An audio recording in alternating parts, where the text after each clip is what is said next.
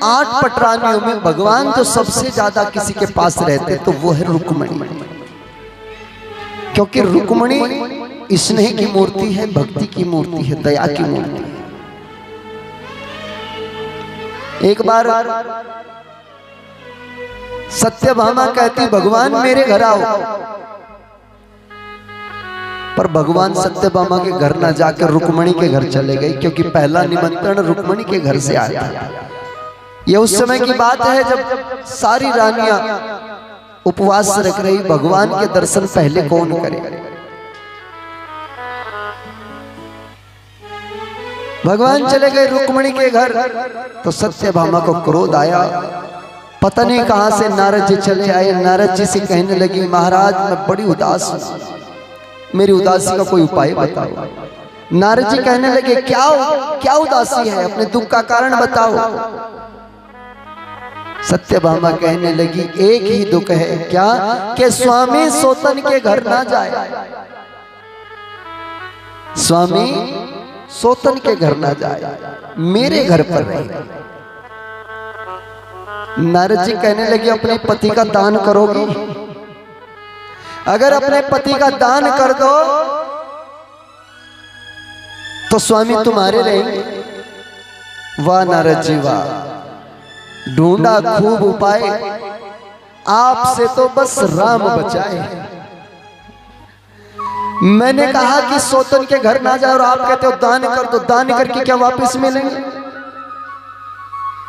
नारद जी कहने लगे ये कौन बड़ी बात है, अरे अपने स्वामी के बराबर तोल के सोना ब्राह्मण को दे देना, मोहन को वापस ले लेना।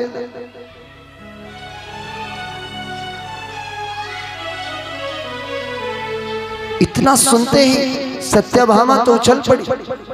आप करो यज्ञ की तैयारी, मैं जीती रुक्मणी हारी। क्यों है तेरे पास सोना इतना? सत्यभामा कहती है महाराज सोने के भंडार जो खोलूं, एक नहीं 100 कृष्ण में तोलूं, इतना सोना मेरे पास। आप एक की बात कहते हो, क्यों?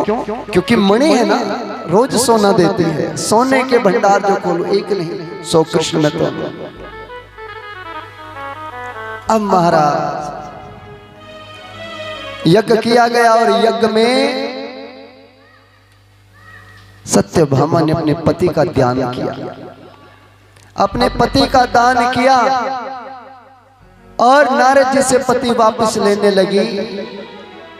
तो तराजू के एक पलड़े में सोना धरती जाए और एक पलड़े में भगवान बैठे, पर सोने की कोठियां खाली होती चली गई, भगवान नहीं उठ पा रहे। क्यों? क्योंकि तोल कहां से रही है? अहंकार से। भगवान कभी भी अहंकार के तराजू में नहीं तुलते। भगवान तो जगत में जब भी तुलते हैं वो प्रेम के पलड़े में तुलते हैं। प्रेम के बंधन में ठाकुर इस तरह से बंध गए, प्रेमियों ने जो बनाया प्रेम से वो बन गए। भगवान प्रेम के बंधन में बनते हैं, भगवान प्रेम से तुलते हैं। एक तरफ साधक का प्रेम है, एक तरफ संसार के बहुत सारे धन वैभव हैं। भगवान धन वैभव ठुकरा देते हैं, कहां जाते हैं? जहां प्रेम होता है।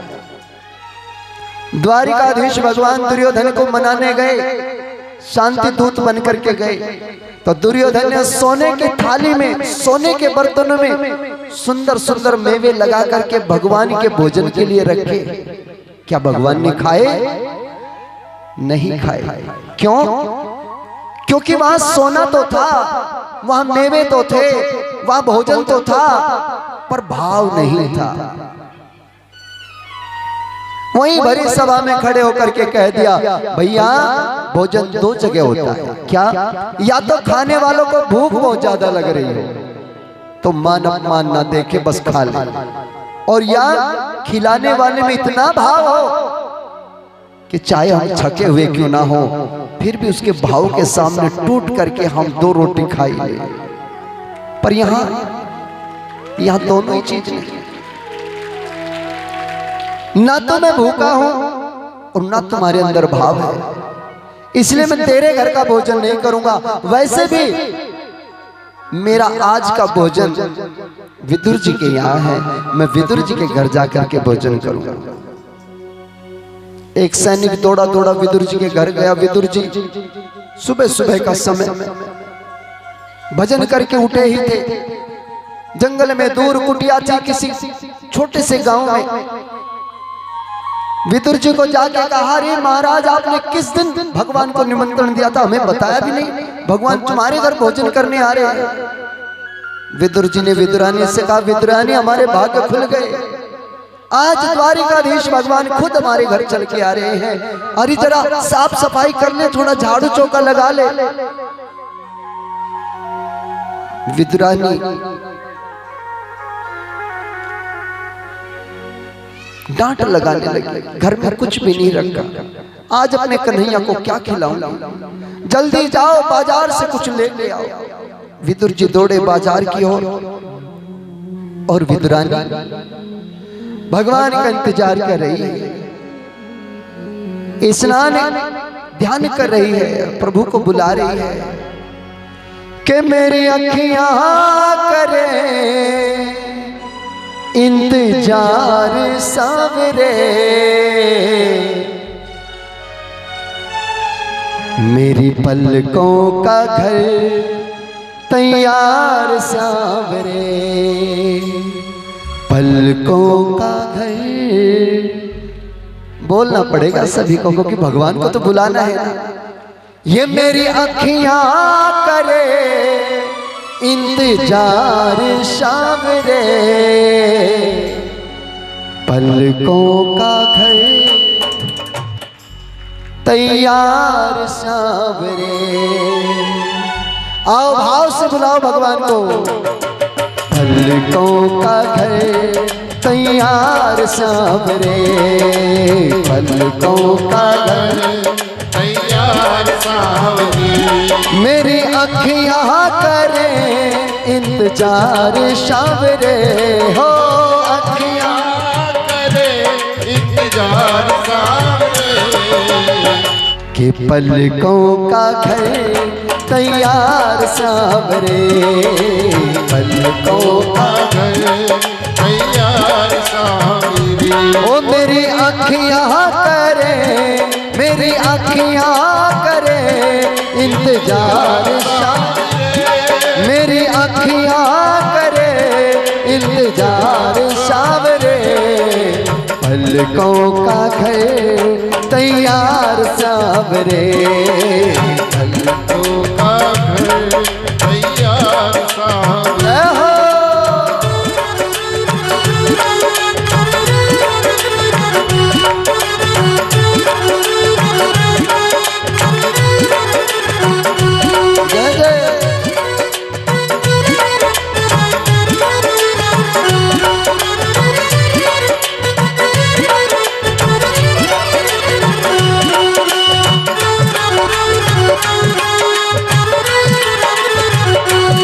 तालियों के श्रद्धा से। अरे पुतली के दरवाजे ऊपर पलकों का है पहरा, पुतली के दरवाजे ऊपर पलकों का है पहरा, हो प्रेम है निस्वार्थ हमारा सागर से भी गहरा, प्रेम है ये निस्वार्थ हमारा सागर से भी गहरा, हम तेरे हुए तलबदार सावरे, हम तेरे हुए तलबदार सावरे। हाँ पलकों का घर तैयार सावरे, पलकों का घर तैयार सावरे। ओ मेरी अखियां करे इंतजार सावरे,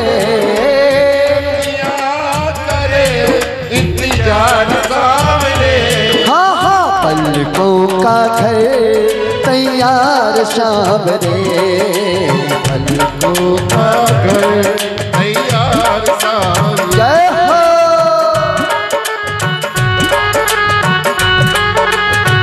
राधे।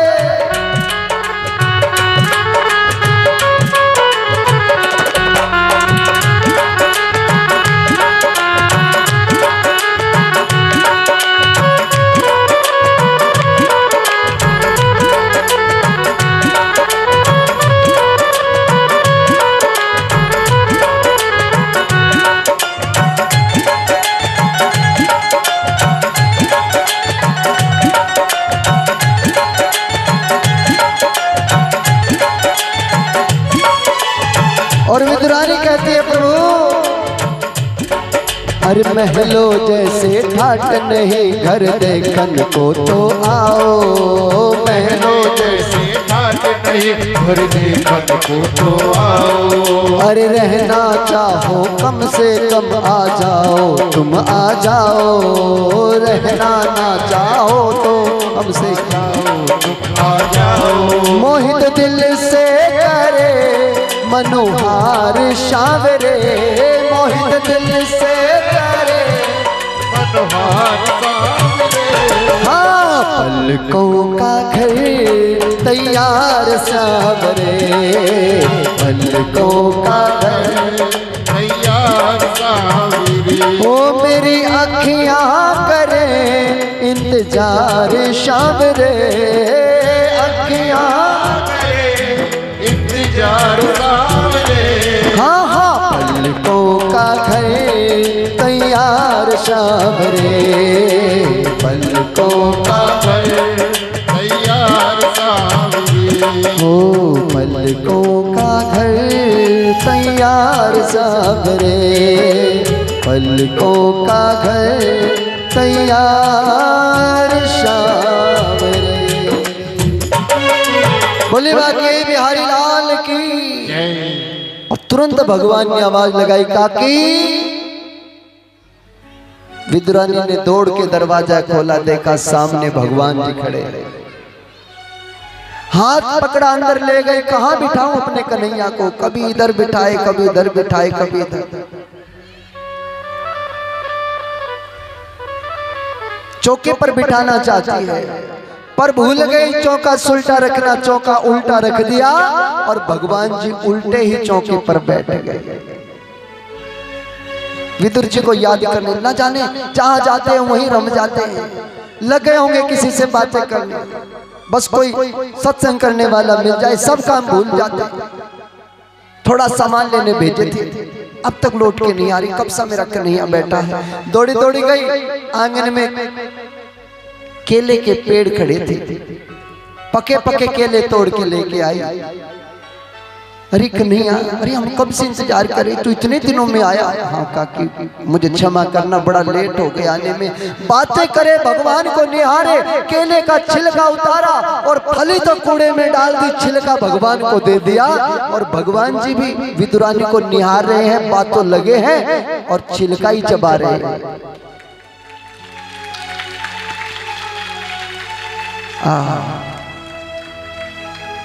इतनी देर में बातें करते करते विदुर जी का आगमन हुआ। विदुर जी ने देखा विदुरानी फली तो नीचे डाल रही है और छिलके भगवान को खिला रही है। विदुर जी ने आके आवाज लगाई, अरे भाग्यवान क्या कर रही है। भगवान किसी के घर आते हैं तो कोई मेवा खिलाता है, कोई रोटी खिलाता है, माखन खिलाता है, दूध पिलाता है, और तू क्या खिला रही है। बोली केले खिला रही हूँ। तुम तो बड़े जाके बैठ गए दुकान वाले के पास, लौट के नहीं है, मेरा लल्ला यहाँ भूखा रह जाता।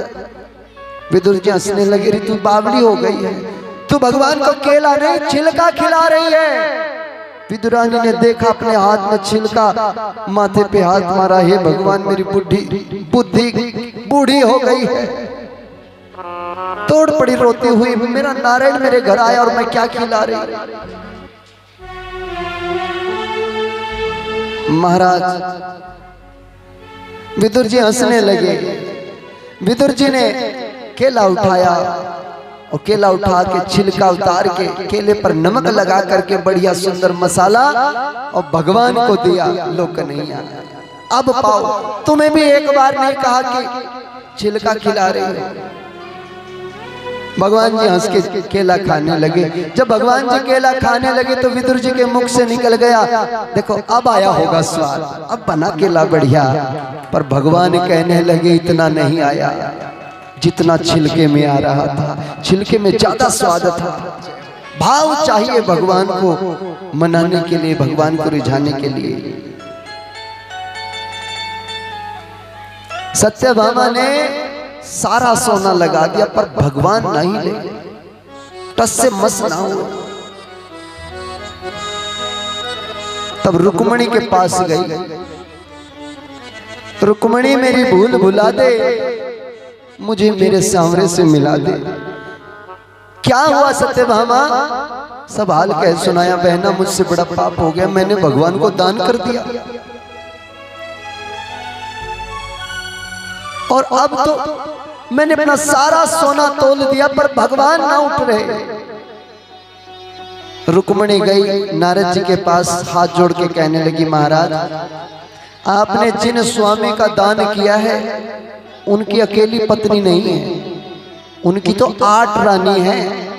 कम से कम उनसे तो पूछ लेते दान करते समय। अकेली का ही संकल्प ले लिया। नारद जी बोले, चलो संकल्प तुम्हारा भी लग जाएगा, तुम भी अपना सोना चढ़ाओ। रुक्मिणी कहने लगी, हमारे पास सोने का कुछ नहीं है, बस सिर्फ भाव के 2 पत्ते हैं। तो तुलसा के 2 पत्ते उठाए रुक्मिणी ने और भगवान को निहारा। कन्हैया कन्हैया कन्हैया कन्हैया कन्हैया कन्हैया कन्हैया कन्हैया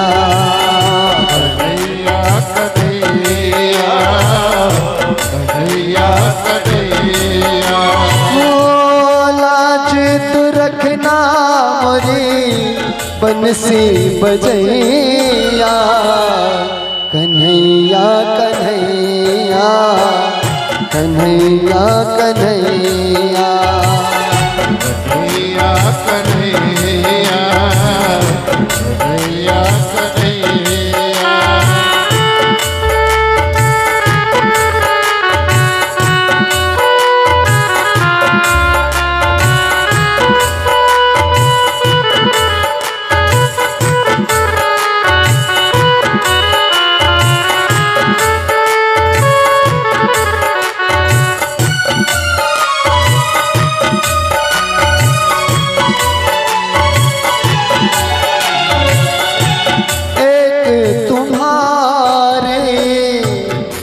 से लगी है, एक तुम्हारी आस लगी है। विरहन तेरे चरण पड़ी है, विरहन तेरे चरण पड़ी है।